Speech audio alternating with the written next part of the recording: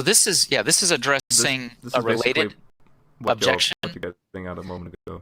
Yeah. Yeah, so there's a related objection that says that the the parallelism is of days, the alignment is not what we describe it as, or what I described it as, because it's argued that the fish of day 5 were put in the water of day 1, or that you don't have that alignment. Yep.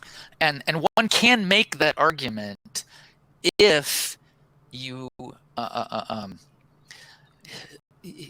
if you selectively pick phrases in the verses that you want to focus on. But if you are paying attention to the purpose of each of the creative events, the alignment is actually very, very strong. So just as an example, in day 2, the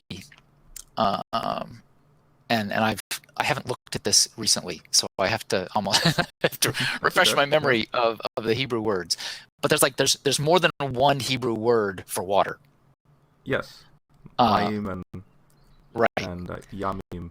Yeah, and so when you're looking at and comparing, say, 2 and 5, it's interesting that the selection of the Hebrew words that you've got, say, day 5, let the waters, ma'im, swarm with swarms of living creatures, that you go back to day 2, and it's not using the word for water back up in an earlier verse. It's using the Hebrew word ma'im. So you do in fact have a very strong parallel between days 1 and 4, 2 and 5, 3 and 6. Yeah. In other words, it's no mistake when you see ma'im here, rakia, and shamayim for heavens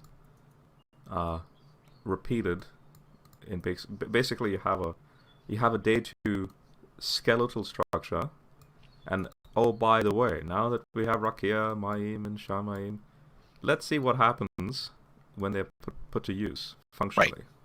That's basically it.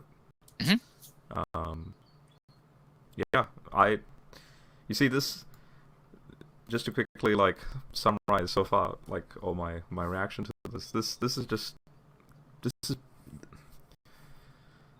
is the clearest and most simplest explanation of the framework